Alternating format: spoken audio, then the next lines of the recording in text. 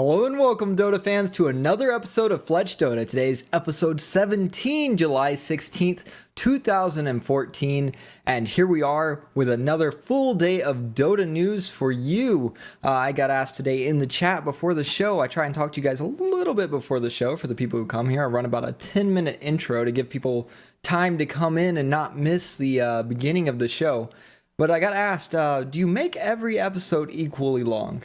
And no, I don't sit here with a timer and say my episode is going to be this long. They turn out being pretty similar. I shoot basically for an hour. I dig around in my pre-show. I just go dig around for news, find what I can to talk about, and compile it all together. Stuff I think you guys might be interested in. And maybe not all of it will be interesting to each and every one of you, but I hope I catch at least something here or there for each of you individually to go out and check out and be like, oh, that was kind of cool. I need to go find this. That's really what this is about, is bringing all of the stuff I can find out to you and letting you pick and choose what you actually enjoy. But after I compile all the stuff I can find, it tends to run right about 50 to 55 minutes. It just happens to turn out that way. Sometimes we do have shorter shows when I run out of news. I don't stretch it out and try and drag things along. If I run out of news, the show ends. But, and then, of course, we get straight into our Dota game to follow it up, where I get to really talk to you guys. But starting out today, as always, well, not as always, because we've been really excited about the prize pool, but now it's like, oh, nobody wants to spend money on Dota 2 anymore. We've got the prize pool barely eking up $28,000 since last night. It is now at $10.8 million, $10,808,249, the total prize pool. Although we are just, what is it, $28,205 away from having a 5 mil first place prize. First place sitting at 4.97 million right now. So just barely away from 5 million first place. I think will hit that by the time we get to 10.9.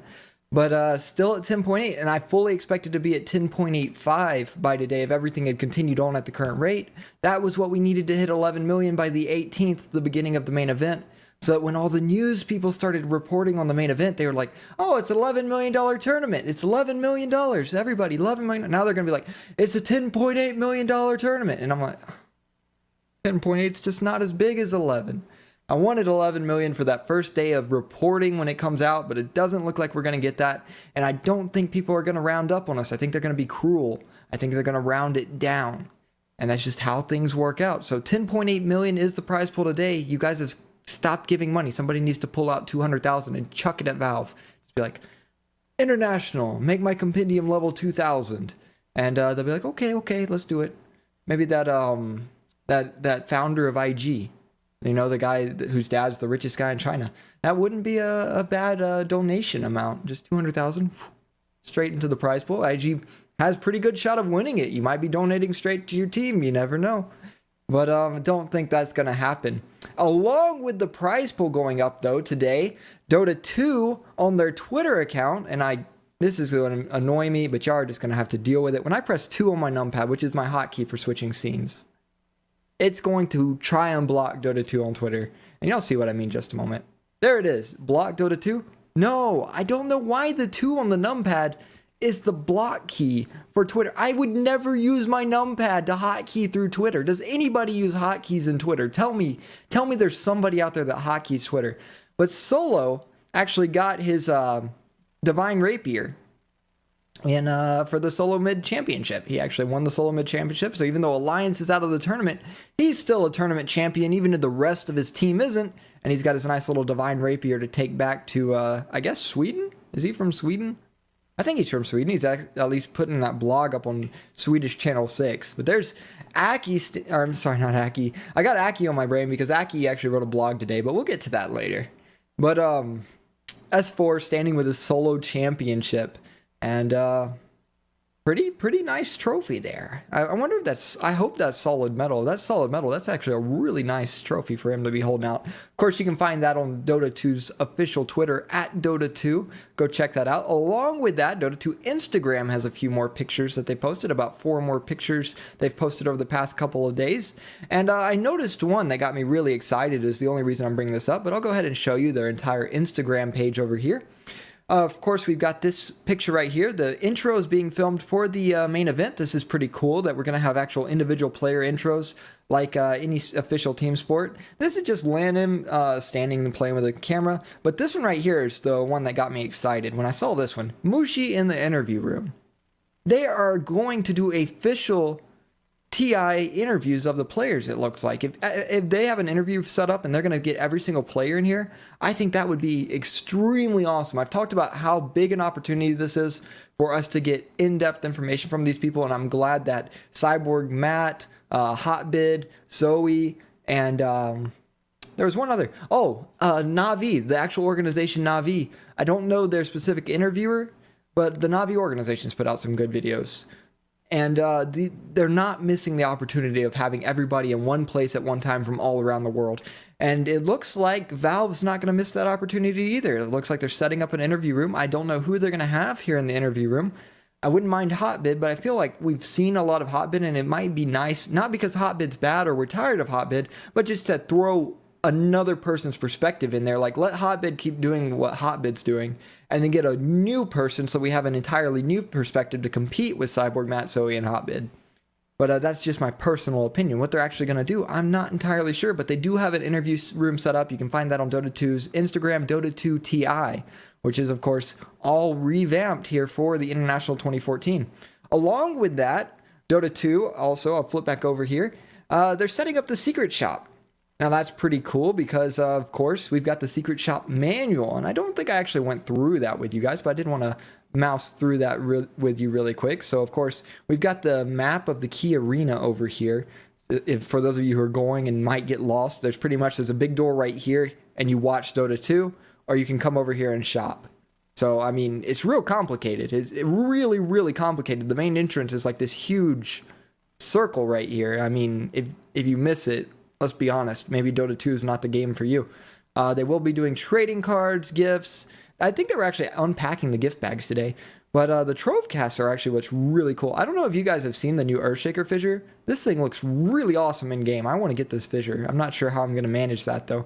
Along with that, they actually have Dota 2 Demi Heroes, which are these little statuettes of a couple of different heroes. We got Crystal Maiden, Tiny, Doombringer, Vengeful Spirit, and Slark. I think I would pick up a Tiny one if I was going to pick up one of those. We got some pins. If you're into pins, you like to pin stuff on, you want to wear a little metal pin. These aren't those cheap little plastic ones. These are nice little metal ones. $15 a piece. We got a Roshan, we got Sand King, all sorts of different little pins for you to collect. Some people collect them. Don't look down on the collectors. Plushies, I actually have an Enigma plushie right now from last year, but they've got a whole new set. Crummy Wizard, he's not actually, they've changed his name, but we've got Axe, Animage, all the different heroes here. We got a few more, I guess these are premium plushies. We got Sniper, Shagbark, as well as Rubik with his little staff. And then some cosplay items, if you're into that. Nature's Prophet Horns, Alina Top, Amiibo Cow. Now, I was looking at this today, and when I see all of these pictures, is it just me, or did Valve just use their staff and they're like, hey, dress up in this, and took pictures for their thing? Like, these look like Valve staff to me in these pictures. I'm sorry, it just does. Am I the only one that gets that impression? On top of that, though, they have released all the different t-shirts. If you want to see all the different t-shirt designs, this can be found on Dota 2's website. On the main tournament page, if you scroll all the way down, there's a PDF catalog where you can check it out. Along with that, here is, of course, the SteelSeries Rival mouse that they're releasing. They are releasing that as an item in the secret shop, and then all the little cards that come with their cool stuff. So there's the full PDF catalog for you guys to go check out on Dota 2's on their site. I think you can actually order a lot of that stuff outside of the International. Now, speaking of that mouse, the Rival Dota 2 mouse coming out from SteelSeries, I mentioned it was it yesterday or was it the day before? I mentioned it sometime this week. And someone told me, oh, that wasn't the first time SteelSeries has done this. When I was talking about this was a new thing in esports, they said they also did a headset that comes with Scythe of Ice. And they were certainly right. I went and did some research on that. And you've actually got your SteelSeries Siberia headset that comes with the Scythe of Ice. They also have the Kana mouse that comes with a katana, I believe. Can I mouse over to it, or am I going to have to click it? Looks like I'm going to have to click it and go over to the page. There we go. Comes with a Kantusa, the script sword katana for Juggernaut, with the SteelSeries Kana. Now, I thought to myself, I said, okay, I didn't know about SteelSeries doing this, Maybe Razer did it as well, or Logitech. Maybe I should look up to them. So I went over to the Razer and Logitech pages to do a little bit of digging. And if we flip over here, Razer. Seriously? Dota doesn't even bring a single thing up. So Razer's falling behind. I go to Logitech and I get like press releases about Logitech bragging about supporting teams. Oh, we support Alliance and My Insanity, Cloud9, Hammer Time, Team Solo Mid. All right, that's great. But where's your gear? You are behind times. So Logitech comes in second because they at least turned something up when you search Dota 2. Razer comes in dead last. Not a single Dota 2 result to be found on their website. They do not even want to be affiliated with Dota 2. You type Dota on their website and they're like, they send you to Google. They're like, no, not on our page. But SteelSeries is coming in first. They are leading the charge right now with these in-game items tied to real commodities that you can purchase to use with your computer as an accessory. And you get these in-game commodities that are linked to it. So that's really cool from SteelSeries. I like seeing them support that. And it makes sense that they're included in the secret shop for doing it, because they are certainly leading the charge for these items that are being produced. Now, along with that, I've got one other thing over here. I talked about the Bounty Hunter Asia Showdown. We talking about people getting into esports. Hitbox really trying to break into Dota 2, and they're kind of struggling. I think Daily Motion is even ahead of Hitbox on viewership numbers when they put games up. I know when I was casting on Daily Motion, I was getting I got like 17,500 people watching grand finals for one of the tournaments, big Chinese tournament, or should I call it Asia tournament? Because it did have some Southeast Asian teams, but they all got knocked out. It was Chinese teams in the end. But Hitbox, not so many viewers. I don't ever see big viewer numbers. Maybe that's going to change as they come out of beta, but right now they're just not there yet. And I mean, we do have to give them some leeway. But they did, of course, have the Bounty Hunter series. We talked about that yesterday, the Bounty Hunter Asia Showdown. It was between Scythe, Myth Trust, Orange, and Arcanus. Scythe beat out Myth Trust in round 1, and Arcanus came out on top of Orange. Tomorrow, you can see the finals of that, which will be a first place prize of $800 for one of these teams between Scythe and Arcanus. That will be tomorrow and exactly, almost, well, not exactly, but almost 13 hours from now. So 7 in the morning pretty much for me, 8 in the morning for me. I don't know what that'll be for you guys. Of course, you can go to joindota.com, and there's a really easy way to tell when games are coming up. Right there on the side, it says live and upcoming games, and you can just look, and it's got a nice little timer that says to your current time how long you have to wait. It also tells you the nice little results. So definitely recommend checking out joindota.com. I think the betting sites all do a good job of it as well, although I'm not sure if the Bounty Hunter Showdown is going to show up on those betting sites or not. I haven't looked into that. I personally don't bet. Some of you guys might be into betting your rares. Oh no, my rares, Alliance, I lost all my rares. I don't bet, and here's why. Every time I bet something, now like if we're just doing like, you just hand me some poker chips and we're just doing play money, I might do okay. But if we bet anything real, anything that actually belongs to me, I will lose the bet.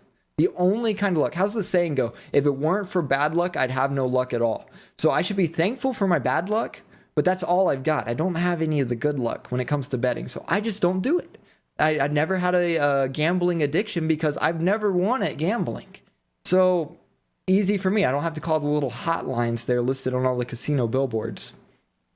But for those of you guys who check out the betting sites, they might have the Bounty Hunter Asia Showdown on those sites. Maybe I should look into that. Team Liquid today put out another pretty awesome article, I think. Something that we haven't fully gotten to discuss, but it's certainly been something that's popped up, and I've kind of mentioned it here or there. But coaching in esports, a comprehensive look. And the author of this is actually, his name's Robert Yip, and he is a sports psychologist as well as an accredited strength and conditioning coach. So this is somebody who you would normally find coaching not an esports, but a sports team. So he kind of has a nice perspective on what it takes to be a coach and what to expect from a coach and how they improve a team overall, because a team's a team regardless of what sport you're in. So it's a really nice to get an article from a guy that's actually got the experience the way he does. Now, along with that, he goes over a couple of things. One thing, he talks about the current climate in gaming, history of play versus training. How much do you train versus how much do you just play? And it's a really interesting balance. I think we actually saw Shiver try and talk to a Puppy and ask him that question, and then like she really tried to narrow it down to a specific percentage, and he got kind of uppity with her, and I think people got really mad. That was, of course, in the GD couch cast during, what was that during? That was the qualifiers for TI4. He was like, you have to balance. You have to find the right balance for your team. How much to train, how much to put it into practice and scrims. And she's like, well, what's that exact percentage? And he just like went off on her. And I don't know. It was a rather awkward moment to see. Some people flamed Puppy for it, but it seemed like Puppy and Shiver came out of that okay. They didn't get mad at each other. I think it was just a discussion between them, and it just happened to be how it turned out. So no harm, no foul. But we have a really good article from Team Liquid where he talks about the different mentalities of the teams based on, hey, we actually need to train. We don't just need to play Dota. We actually need to train to be better at Dota and to be better as a team overall. He talks about why coaches are important. For example, when we look outside of gaming, sports is an arm race with teams looking to develop the latest training ideas of practices. So it's more about being on the forefront and having that outside perspective. While you're so focused in spending all of your time in Dota and improving your Dota play, you can have somebody on the outside who's looking at the advancement of Dota as a whole and helping you to be on that leading edge. It's important to have that coach. And he talks about the benefits of having a coach in your corner.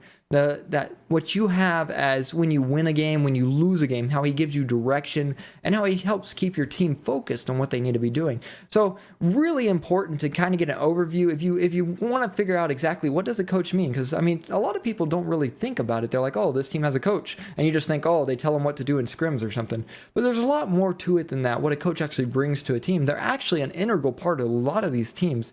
And I think as people start to realize that, that's why we've seen all of these teams pick up coaches. Actually, in that Puppy interview I linked for you guys that was about 30 minutes long, he talks about having a coach. And he says even having Godblack as a coach, that he wishes he had him sooner. That because they were in the qualifiers, he wasn't able to get him till what he feels was too late. That they're not fully synchronized with him yet, but he wishes they were because having a coach is so important, he feels. So really interesting to see a team like Na'Vi even accepting the importance of a coach. So there's certainly something there. If y'all want that article, I will post that over here for you guys. That is hosted on Liquid Dota in their Dota 2 general section if you're looking for that. But it's really, really well-written article from a guy with a perspective that actually understands how this sort of stuff's playing out. On top of that, I mean, over the past couple of days, we've had a coach from DK who's actually looking out for his players in a little bit of a different way than specifically, we win, we lose, we train. He's actually looking out for the security of his players' personal strategies, their confidential information. He's trying to look out for them. And I'm wondering, I've been looking for it for the past few days for a response from Valve, and I don't believe we've had it yet. But of course, I do have the translated letter of GameFY after spying on DK. That is what I'm referring to. GameFY spying on DK. Dear DK clan members, dear Dota 2 fans, for today's game situation, TI4 shooting people without access to Valve's corporate permission, and no DK clan and Valve Corporation case beforehand allowed unauthorized access. Basically, we're sorry we did it. We punished the guy. We're not going to do it again. That was posted on their Weibo,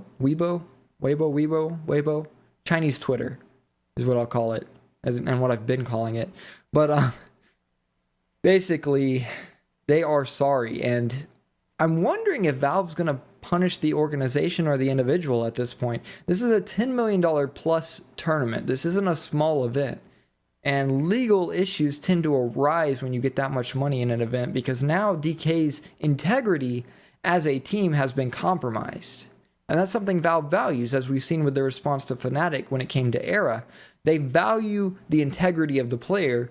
So I'm really curious and waiting, and I'm hoping over the next few days we will see a response to GameFY, hopefully before the main event. I think this needs to be resolved before the 18th. And of course, it is the 16th, so tomorrow is the last day before the main event. So hopefully either today or tomorrow, we can resolve this GameFY issue for better or for worse. We'll have to wait and see how Valve decides to rule on it. But going into TI4, a little bit different ruling than what we're going to get from Valve with Game FY. Merlini has actually released on his website, merlinidota.com, his main event predictions. And if you guys would like to, I will throw those up on the main screen. We have, of course, the main event predictions coming out from Merlini. Team with the most kills will be EG, according to him. Get the previous image thing out of the way. There we go. Team with the least kills, LGD. Merlini, why are you saying that about LGD? Team with the most deaths, Newbie. Least deaths, IG. Most assists, Vici Gaming. They, of course, do show that. They've had like 5-man ganks on every single kill. Least assist, EG. Fastest win, Vici Gaming.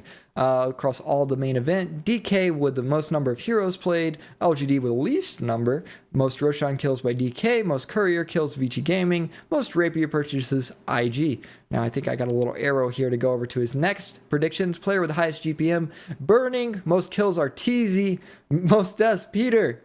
Why are you saying PPD? You're saying he's a feeder? That's not nice, Merlini.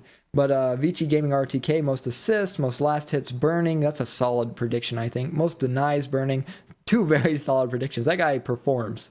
You want to talk about last hitting and denying. Burning is an expert at that. Most numbers of heroes played, Mushi. Most rampages, How.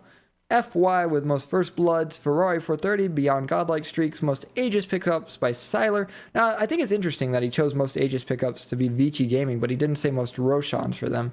Player with the highest average DPM, DK. So that is, of course, Merlini's predictions. And along with Merlini's predictions, DatDota has created a blog post that I'd like you all to check out. Of course, if you are a stats buff like I am, DatDota has released their blog today that talks about specifically international main event predictions.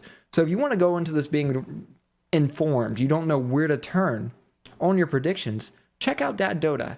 The International Main Event Predictions Part 1, Team Predictions. So they talk about the tournament formats. They go into the stats, starting in upper brackets, starting in lower brackets, the minimum number of games, maximum number of games you have to play, amount to expect, and just so you get an idea of how much the teams are going to play, first of all.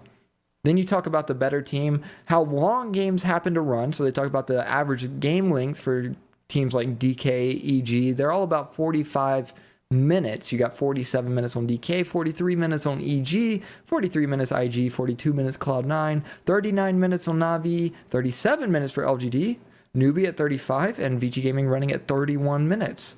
So if you're talking about speed, there you go. Vici Gaming is leading on average, but you want to look at the outliers, I think, for these max and minimum predictions. And then he also goes down into all the specific categories and talks about all the different people. And I'll just go ahead and read you the last one to kind of give you an idea of how all the different categories go. And I will link y'all the article so that y'all can read all the stuff yourself. And maybe it'll help your compendium predictions. You can still change those until the main event happens. But for example, he talks about courier or rapier purchases. Basically, Ember and Gyro tend to get rapier. So he talks about who picks Ember, who picks Gyro the most. After that, it's either a right-click carry, likely needing it as a comeback mechanism, or someone buying it as a troll item. Gyro has been picked once by IG and once by Newbie. Ember Spirit has been run by IG 4 times, C9 3 times, DK 2 times, Vici Gaming 2 times, Navi 2 times, Newbie 2 times, and LGD 2 times. Rapier purchases by team against other TI4 teams in 6.80 and beyond. So 6.80, 6.81, 6.81C, I think is what we're currently in. We've got 7 rapier purchases by DK. Wait, is this right? Rapier purchase by team. Team DK, number 7, match, time, player. Why does it say Eternal Envy? All right, I'm a little bit confused. I think his lines are offset just a little bit. But I'm just going to read the first 2 lines. DK, 7 rapiers, C9, 5 rapiers, IG, 4 rapiers, Empire 1, Alliance 1, Fnatic 1, Arrow, LGD, EG, Navi, Newbie all at 1, Liquid Mouse, Vici, and Titan have not bought rapiers yet. Oh yeah, it looks like he listed all the games where people bought rapiers. That's what it is. So yeah, the teams, the amount they played, and then here's the match IDs that he has, the amount of time the match went, and the players that actually bought it. And then he sums it up. I'd like IG in this category if they were in the winner bracket, but I'm a bit less optimistic for them being in the lower bracket. C9 has the balls to get rapiers in games when other teams would not, but is also in the lower bracket. DK runs some Ember, has the balls to get rapier, and also has the ice, buy a rapier for fun factor. picking DK. So there you go, a stats-minded prediction on rapiers, and he does that for several of the different sections. So be sure to check out the DatDota blog. I think it's very informative if you want to check out all that kind of stuff. Now let's see, what do we got over here? We actually have an article on Polygon.com. What is the Dota 2 compendium? So going into TI4, Polygon has decided to really go in depth, and now Polygon not exactly integrated into Dota 2. They're kind of venturing into it as we get bigger and bigger, but it's exciting to see them constantly releasing articles, and they've released one on analyzing what the Dota 2 compendium means. Along with this, they actually have some excerpts from Eric Johnson at Valve talking about how the compendium is actually a way not just to raise money for the prize pool, but for Valve to reach out into the community and get honest feedback on what direction they need to go to properly represent what we as the player base enjoy. So all of these Arcana votes that we've been having, all of these favorite hero votes, favorite player votes, they want to know who the favorite players are. They want to know how it all stacks up, and they're going to get lots of feedback because of all the compendium purchases. That's a very large sample size across the entire world, and the compendium is just a nice, easy way to do a very laid-back survey without people realizing it's a survey. So I thought that was pretty cool to see. Of course, that article can be found on Polygon.com with all the quotes that are entitled by Eric Johnson, or should I say entailed? I think I said entitled. I think I meant entailed. And but all the quotes entailed from Eric Johnson with Polygon. So it's really cool to think of the compendium in a slightly different light. I think Gabe Newell actually talked about that in the Navi. I think it was a Navi interview yesterday that I linked for you guys. The Gabe Newell interview, he talked a little bit about the compendium being like that. So it was nice that Polygon.com picked up on that as well. Now, along with that, Casey Atchison has released a Twitter picture, and I'll go ahead and post that up on the screen. We will get the annoying little block message. No, I don't want to block Casey. Am I even following her? Let me follow her. Followed. There we go. Logging at Evil Geniuses. Don't let the faces fool you. You were totally excited to be talking to me. This is an interview for a real news network. Now, some of you might argue with me. You might say, Fox News isn't real news. Hey, look, it's on TV, Fox Channel 13. This is the local Fox affiliate. Fox is a very large news organization, and they are covering Dota 2. I don't care what your political views are, whether you agree or disagree with all the different news networks. Dota 2's on it. And I think we can all agree. Publicity for Dota 2 is a good thing. Now, along with that, speaking of publicity for Dota 2, I tuned into Dota 2 to watch some Twitch streams today. And I noticed that one of the League of Legends streamers for solo mid, I don't remember what his name was, but he was a pretty big streamer.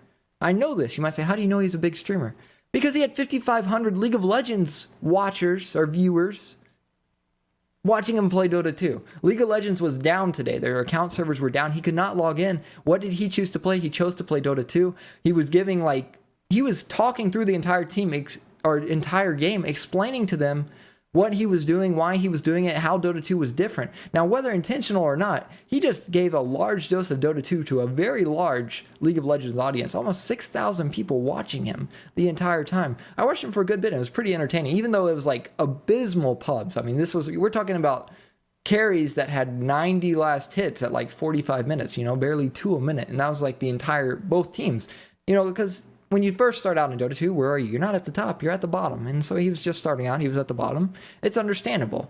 Now, that's not to say a League of Legends player is going to be at the bottom. It's just he's brand new to the game. It doesn't matter what he played before. He's brand new to Dota 2. And so he'd have to work his way up. A lot of the mechanics, if he's actually a good League of Legends player, I don't follow League of Legends enough to know whether he's good or not, but a lot of his mechanics probably will transfer over, and then he just has to learn how to control his lane with denies and how to control tower aggro and when to push, when to pull, how to rotate with your team. If he can pick up those mechanics, he'd probably do well in Dota as well, because you can really transition, even though it's probably tougher to transition from League of Legends to Dota than it is reverse. You can always make that argument. The fact is, you can still transition with a little bit of effort, because a lot of the concepts are the same. You want to kill the enemy's base, you want to get gold influx into your character, and that all carries over from the RTS days, and that's, of course, I think it's referred to as metagame in StarCraft 2. No, I'm sorry. Macroing. I'm sorry, I said metaing. It's macroing. So you've got microing and then macroing. Macroing is the same in all of those, and it all comes from RTS games. Maximizing your gold intake as a core hero on your team. That's something Zai for EG does very well. It's why EG is so successful. You've got a support hero that can actually macro along with the rest of the heroes on the team. So really cool exposure to see. I mean, it actually felt like watching the newbie stream at TI4 because he was really going in depth with like turn rates and everything. He's like, look, this is my turn rate. And he showed himself turning around as sniper and how long it took for him to actually turn around instead of just going back and forth instantly. And he talked about how it almost felt like it wasn't worth it to kite some of the jungle creeps because of how long it took for him to turn around. But of course, people still do that because it is just a tiny little bit of an advantage. And if you do it properly, it turns out pretty well. But it was kind of cool seeing exposure to a League of Legends audience that we wouldn't normally be exposed to. And maybe some of those will try out Dota 2 going into TI4. Now's the time to give exposure, if any time. So lucky coincidence for us, I think. Join Dota. JoinDota.com has released... Oh, we've actually got some people talking about I played League first, then switched to Dota 2. Last hitting in Dota, yeah, it is very tough to last hit in Dota, especially I think in League of Legends, you're a lot more spell capable than in Dota 2. You have to manage your mana pool a lot more intensely in Dota, and it feels like I think in League of Legends you're supposed to use your spells a lot more actively to help you farm as well. It's a lot more generous with your mana pool, from what I understand. Now, I have not played League of Legends except for one day like 3 years back. Everyone was begging me, play League of Legends. So I played one day of League of Legends. I played Ashe every single game. And I built items. Like I basically built the Scotty version of Mirana on League of Legends. And I won lots of games. It was like, okay guys, I'm back to Dota 2. I just did a day of League of Legends for fun. So I don't really know all that much about it, but from what I understand from people that come over to Dota 2 from League of Legends, they're like, man, I forgot that I have to control my mana. So along with that, though, Join Dota has released Matchmaking Episode 8. Let me actually check their website because they didn't have it up on their website yet. Yeah, they still don't have it on their website. Join Dota, you need to go kick Holy Master in the butt. He is the one that posts all of these little matchmaking episodes. Holy Master 1 day ago posted Matchmaking Special, Milk, Henny, and Merlini. Where's the Matchmaking Episode 8? Pyrian, Flax, and Shane. This one was hilarious. Best matchmaking episode I've seen so far. And here we go.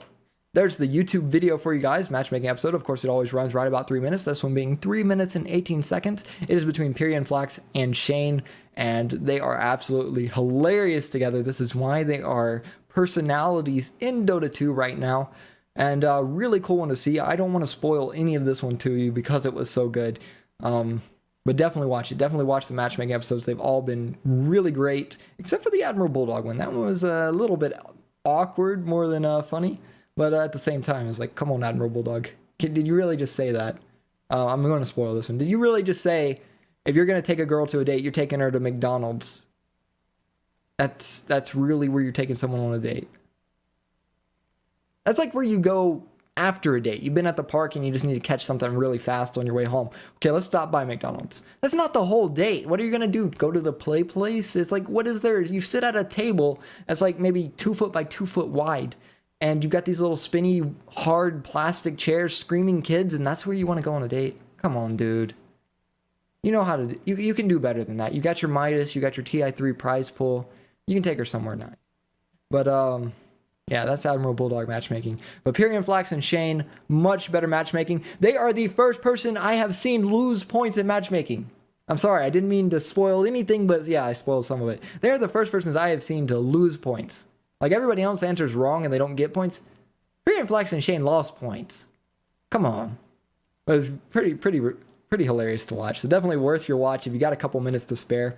Now, along with that, Dota 2, we've got a couple of pictures coming out about the key arena. I don't know exactly how people are getting all these pictures, but they are being released. And so we'll sneak inside the key arena like we are there in attendance at Seattle. Of course, we're not. We're here in the comfort of our own homes enjoying the main event from behind our monitors and televisions, but they are raising up the banners for Dota 2 The International, hanging these along the ceilings, as well as Dota 2 Twitter releasing their nice picture of the big screens. They're going to have 2 screens, and I think this is just going to be a background banner. I think is what it is. It's going to be like one of those light up that will say like Dota 2 The International, but these will be at the actual game screens. And it looks like they're going to be running projectors from these. These don't look like LEDs. They look like projector screens. So high definition projectors most likely. Lots of other hangy doodads along the ceiling that they're going to be dealing with. So Key Arena is getting put together, getting ready for the main event, which is in 2 days now, the 18th. So this Friday, the main event will start, Friday, Saturday, Sunday, and wrapping up the grand finals on Monday.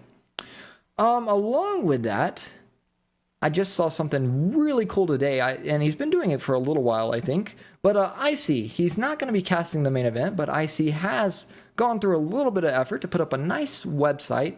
And now, normally I don't like vlogs, guys. I think they're retarded. I will be honest with you. But Icy has done what he calls pocket vlogs, and these are about 20 seconds long, and I think they're really well done. So props to IC for his pocket vlogs. The website is actually ic.d2l.gg. I'll flip over to it there.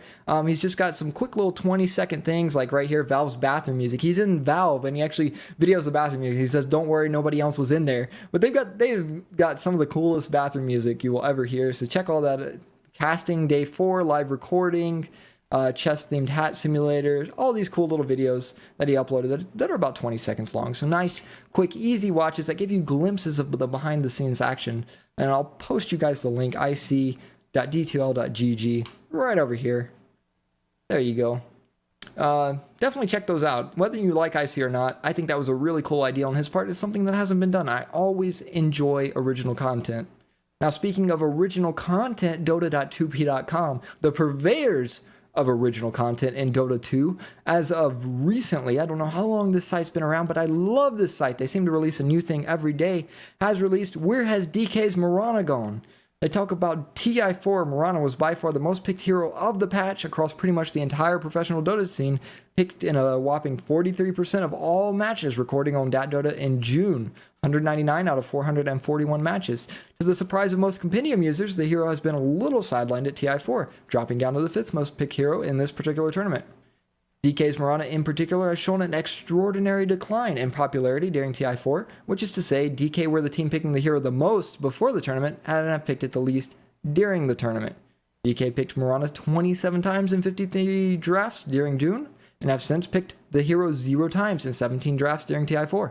So they said, where has it gone? And they did a real in-depth analysis of why is DK not picking Mirana. Most notably, they talk about Chuan's roaming Mirana was 10-1 in June as opposed to MMY's, which was 16-6. But even if you think that Chuan is the better Mirana, a pretty debatable claim, this would not explain why many players' teams have been using roaming Mirana during TI4 and DK have not. They get a few different points here. No team could be expected to attend TI4 unprepared for Mirana, especially DK's roaming Mirana. DK have used it so much that they know that during the bootcamp every other team was sitting there focused on how do we deal with DK's Mirana. So they said if that's what they were preparing for, we will do something different. Very smart play by DK. Number 2, teams tend to play a safer, tighter game at TI, and Mirana depends a lot on punishing mistakes. This is something I've talked about, especially when I'm casting a Mirana game. Mirana is a very greedy support pick. She is either successful or she does not have a way to come back into the game. You have to punish mistakes early on, and you have to find those openings to get the kills. If not, she ends up being rather useless because you can't have a level 2 Mirana 10 minutes into the game. Level 1 Arrow and, Leap? Level 1 Starfall? Even level 3 with a level 1 Starfall, that does no damage. I've seen so many heroes get away because the underleveled support Mirana casts Starfall and is still level 1 because she hasn't managed to pick up her levels yet. And it's just so sad to see that. But it's so easy to punish Mirana, and right now teams are playing safer and tighter at the International. I think that's a very wise assumption from Dota.2p.com. Maybe something happened in DK's scrim shortly before TI, which put them off.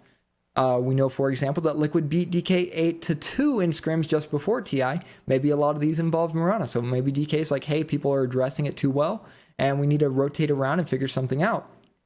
And number 4 is still coming. Maybe DK is just saving it for the main event. Maybe they were just using their weaker strategies to flesh them out and get them ironed and buckled down before the main event. And in the main event, we see MMY busting out that Mirana once again. So Dota.2p.com releasing that article. You can find it on their main page, Dota.2p.com.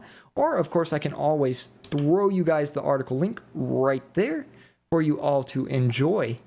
Something else for you guys to enjoy. I saw this. I always try and do a little bit of a community a community spotlight is what I like to call it during each video. I like to give back to the Dota 2 community. I think there's a lot of people out there to do a lot of cool things for Dota 2, and they don't often get seen. Somebody released an imager gallery today that they made in Alchemy. For those of you who don't know what Alchemy is, it's an artist program about randomization. It's about art. It's basically if you imagine a guy in a room that's just throwing paint on a canvas and trying to paint a picture with that. That's what Alchemy does, but it's a lot more advanced than that. It's got these algorithms for randomization that you can use, whether it's by sound. So basically, I could be talking to my microphone and drawing a line, and the thickness of the line would be changing based on the loudness of my voice. And so it's kind of like on Winamp, if you ever watch Winamp while it's playing music, and you see the little bars bouncing or the little waves, all the different ways to visualize music. You can do that on your pen stroke in Alchemy. So Alchemy has a lot more features than that. That's just one of the many tools that they have, but it randomizes your drawing. There's a guy that actually did a bunch of Dota 2 art in Alchemy, and I'll go ahead and flip over to his imager gallery. For example, here's Enigma. You can actually tell it's Enigma like this, but if I make it full size, you'll actually see how random these blots and lines are just thrown out here. And he's changed the colors up and done some really cool lines, but he actually did Enigma, Razor. We've got an Ember Spirit. We actually have the Brewmaster splitting into his Primal Split, all three of the splits, and we got a Skywrath Mage. So some really cool Alchemy art coming out from this guy. And for those of you who don't know what Alchemy is, you can Google Alchemy. I don't know what you can Google. Let's see if I just Google Alchemy and see what comes up. The Alchemy website, levity.com. I don't think that's where we want to go. Here it is, al.kimi.org. And I'll go ahead and link that for you guys if you want to check out Alchemy. If you are an artist and you want to check that out, it's pretty cool program to screw around. And even if you can't draw, you can just draw like a line with your mouse with some of the stuff turned on and just like scribble around and feel like you're doing something cool. So he did, of course, some Dota 2 art, and I'll link that imager gallery for all of you if you want to look at those closer. I think it'd be pretty cool. I think those would make some cool t-shirt designs. All those t-shirts in the secret shop, I think some of those could look really awesome on a Dota 2 t-shirt. Mainly because they're just like color, black, and then a white background. So it's basically made to be printed on a shirt already. With the blotchiness and everything, it's not like super detailed. So you could just put some quick printing on a shirt and it would probably look pretty nice. I don't know, I think I would enjoy wearing a shirt with one of those on it. Now, final thing of the day. I told you we would get to Aki's blog, and I did not forget. I still have it saved over here, and I was waiting for it. Of course, Aki keeping up on his blog on TV6 in Sweden, very involved with TV Channel 6, who is a big component in the esports scene, branching out into mainstream Sweden. From what I understand, League of Legends is huge in Sweden, Dota 2 not so much. We're trying to get Dota 2 bigger, and how do you do that? You put Dota 2 on the television in everybody's living room. What are you doing Saturday morning? You're kicked back in your lazy chair, your recliner, popping some popcorn into your mouth, watching some cartoons. Dota 2 flips on the channel, and you're like, what is this? This isn't a cartoon. This isn't G.I. Joe's. This isn't My Little Ponies. This is Dota 2. And they're killing each other, and it's bloody, and it's awesome, and there's people screaming, and Toby's calling out black holes. And then you're like, holy crap, I should play this game. Or maybe I should just watch it. They don't even have to play it. If they just watch it, and it's like, okay, come be a spectator. You don't have to be good at it. You can be a professional spectator of Dota 2. I am okay with that. I just want more Dota 2 fans worldwide. But Aki, very integral part of TV6 in Sweden. He's been keeping up with a blog, keeping track of his players' progress. You can flip over to that TV6 blog, Aki's blog over here at the side. Follow Aki on Facebook and Twitter and everything. So a really good setup blog, but he talks about his update from TI. He talks about being eliminated, so it's a brief little glimpse. It's not the full thing. We want to hear the full thing, of course, especially for you Alliance fans. You want to hear as much as you can about their loss at TI so that you can be like, oh, we want to cry together, and make a little support group. Alliance Anonymous, AA, right? But update from Anonymous, not from an Anonymous, update from TI. Hey all, this is a quite last update since I've actually had a lot of spare time. This is a quite last update.